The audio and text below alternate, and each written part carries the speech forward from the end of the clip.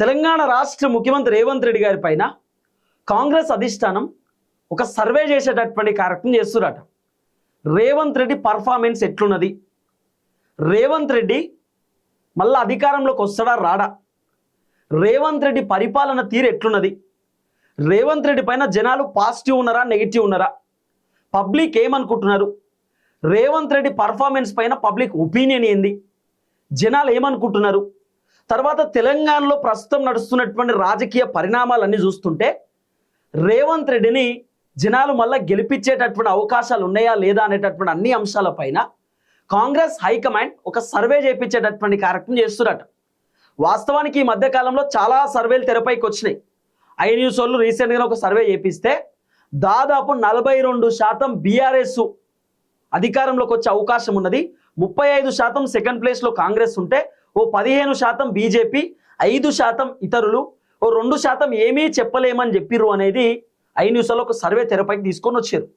ఆ తర్వాత Congress party strategy star Rahul గాంధీకి అత్యంత సన్నిహితమైనటువంటి వ్యక్తి, కాంగ్రెస్ పార్టీకి స్ట్రాటజీస్ మొత్తం కూడా ఆయనే చెప్తాడు. రేవంత్ రెడ్డి గెలవడానికి కూడా one of the reason Sunil Kanugolu. Sunil Kanugolu రీసెంట్గానే ఒక సర్వే చేసినటువంటి కార్యక్రమం చేసినట్ట. తెలంగాణ రాష్ట్రంలో ఇప్పటికిప్పుడు ఎన్నికలు వస్తే కాంగ్రెస్కి కేవలం 28 సీట్లు మాత్రమే వస్తాయి, 42 మంది ఓడిపోయేటటువంటి అవకాశాలు ఉంటాయి. దాంట్లో మంత్రులు కూడా దాదాపు 8 నుండి 11 మంది మంత్రులు ఓడిపోయేటటువంటి అవకాశాలు ఉన్నాయని చెప్పి సునీల్ కనుగోలు ఒక సర్వే రిపోర్ట్ని తెరపైకి పట్టుకొచ్చింది అనేది కూడా కొంత వినబడినటువంటి అంశం. సో రేవంత్ రెడ్డికి సినిమా మొత్తం అర్థమైపోయింది. తెలంగాణ రాష్ట్రంలో కాంగ్రెస్ మళ్ళీ అధికారంలోకి వచ్చేటటువంటి పరిస్థితి లేదు. సో కాంగ్రెస్ దుకాణం బంద్ అయిపోయింది.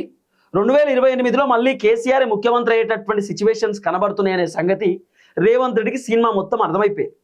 ఇక రేవంత్ రెడ్డి మొన్న ఓపెన్గా ఒక ప్రోగ్రాంలో చెప్తున్నాడు ఏమని, 2034 దాకా నేనే ముఖ్యమంత్రి ఉంటా, 2034 తర్వాత నేను తెలంగాణలో రాజకీయాలు చేయను, అంటే నేను రాష్ట్ర రాజకీయాలలో ఉండను, నేను దేశ రాజకీయాలు చేస్తా, నేను జాతీయ రాజకీయాలు చేస్తా అనేటటువంటి మాట రేవంత్ రెడ్డి మాట్లాడాడు.